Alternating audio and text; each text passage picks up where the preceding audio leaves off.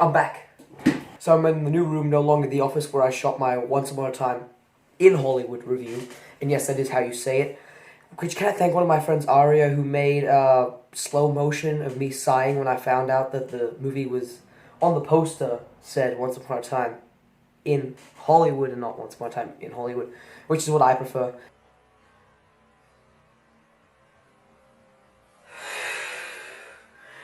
Anyway, it's Once Upon a Time in Hollywood, and also,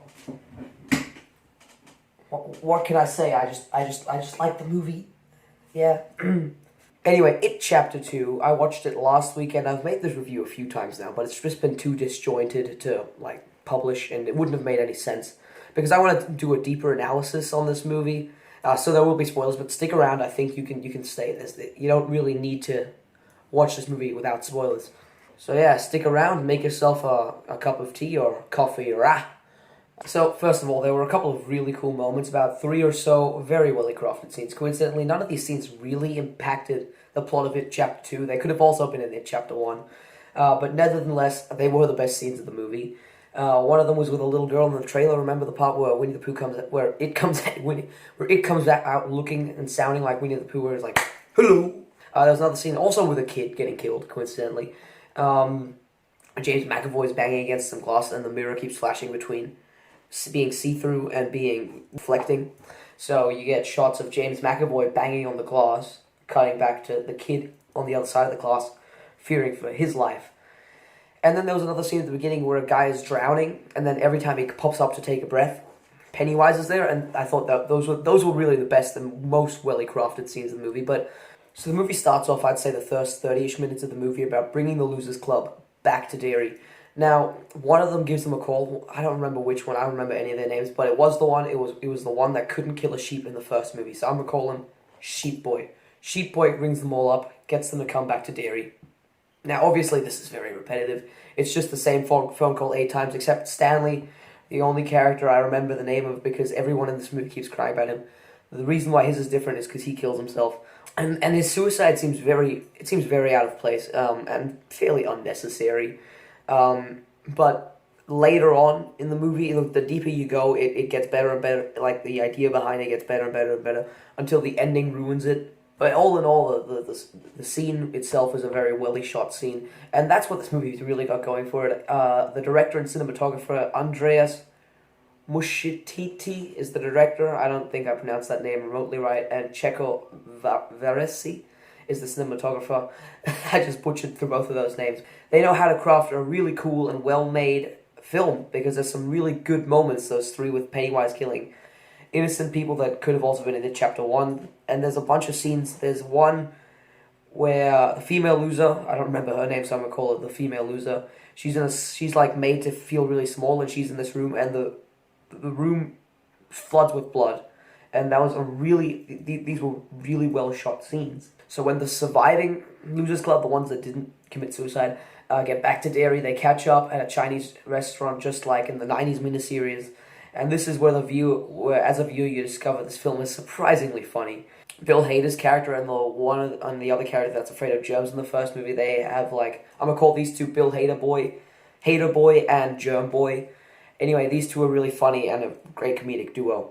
Anyway, after they all just discuss the last 27 years of their life with one another, Pennywise scares them by making tiny little bats crossed over with babies hatch out of their fortune cookies and just fly around and terrorize them. Now, this scene really wasn't scary at all, but in fact, it was the first of many what the hell moments that this movie had to offer. First of many. There's more coming. And this may have been the book, which is everyone's go-to excuse for a plot problem. Oh, it was in the book. But now, I haven't read the book. It's like as long as, like, the Bible. And as boring as, well, I guess also the Bible. It's definitely wackier than the Bible, though. Like, way weirder and stranger. For Christ's sakes, see what I did there? It has a cosmic turtle, eh? You don't top that. But just because it was in the book doesn't mean it has to be in the movie. It's an adaptation and not a page-for-page, line-for-line remake of the book. Anyway, after the babies hatch from the fortune cookies, that sounds weird when you say it. It was weird in the movie as well. Everyone's just terrorized to face Pennywise. They're all like, screw this, I'm out of here, screw Derry. Except James McAvoy's character, which I don't remember the name of as well, so I'm going to call him Macaboy. See what I did there? Macaboy decides to give Sheep Boy a chance, and Sheep Boy drugs Macaboy into having a vision about Native Americans and how they stop Pennywise. So yeah, Sheep Boy is kind of dumb, and he's obviously withholding things that he doesn't want to tell everyone. Like, the second after this drug thing, you know that he's withholding more information back there somewhere. Macaboy briefly feels betrayed, but then tries to get the rest of the Losers Club to stay in Derry. And the main reason why none of them go is because the female Loser Club member, female loser is what I'm going to call her, has seen them all die in sometime in the next 27 years. If they don't stop it from killing kids now, they will all fall to the same fate that Stanley did. Now, I think this is a good idea, and it really paints out most of the characters as being not the heroic type, and instead selfish and doing this to save their own skin. So they all listen to Sheep Boy and are told to find items of memorabilia from past memories they had around town, because they need to burn these items in order to defeat Pennywise. So this next part of the movie is very repetitive and dull, because it's the same scene played out 5 times. Each loser has a childhood memory. They need to find something from that memory. Pennywise scares them. Rinse and repeat. The only one that stood out was the female loser one because of the old lady in the first trailer. I mean, you remember her, right? The one that did the dance in the background. Let me just demonstrate in case you don't remember.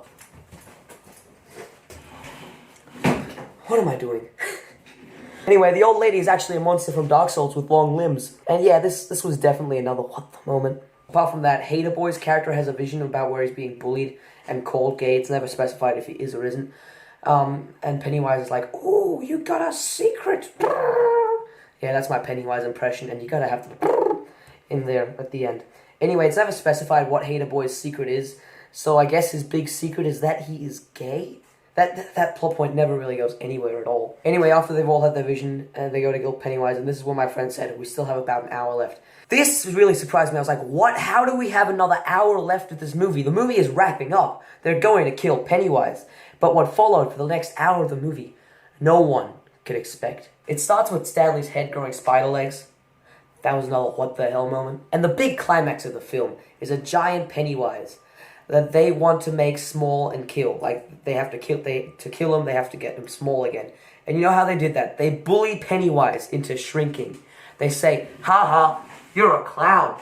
Ha ha, we aren't afraid of you. Ha ha, you're just a big dumb. Yeah, and then Pennywise decides he gets scared by a bunch of adult men, shrinks into the size of a baby, his head deflates like a balloon, and they rip his heart out. And yes, that is the end of it. That is how it ends. It ends by turning into a little baby. But it doesn't end yet.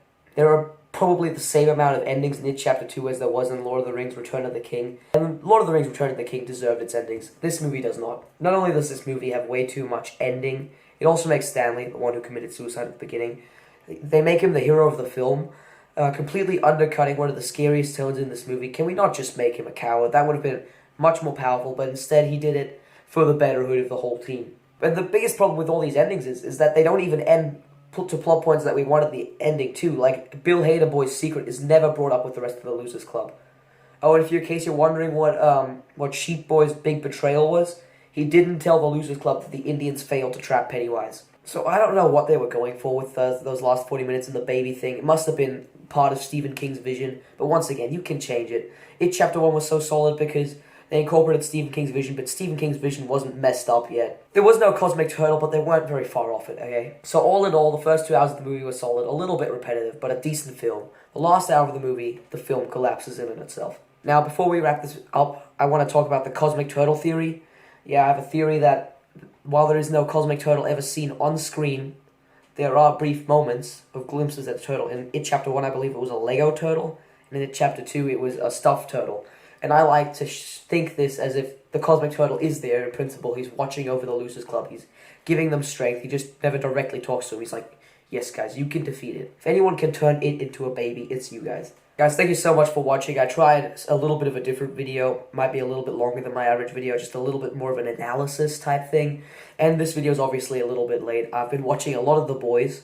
I just finished that last night, and I'll be doing a short review right after this goes up. I'll start doing that. So thank you all so much for watching, and I'll see you in the next one.